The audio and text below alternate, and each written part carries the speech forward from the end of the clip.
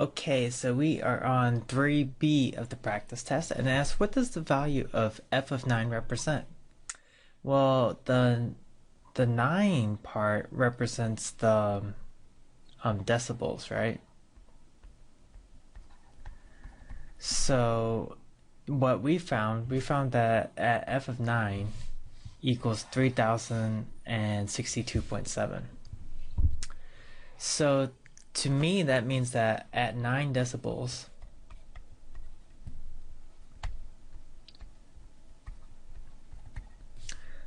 our equation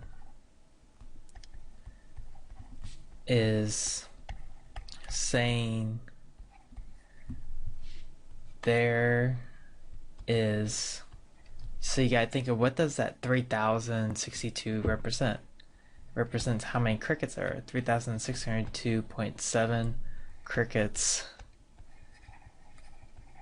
in the area. So when you do your real test, you're going to have to look at your situation and see what the x value means and what the y value means and write something about that in this box. So yeah, if you write something kind of like that, then that should be good enough. Okay, let's go on to the next one.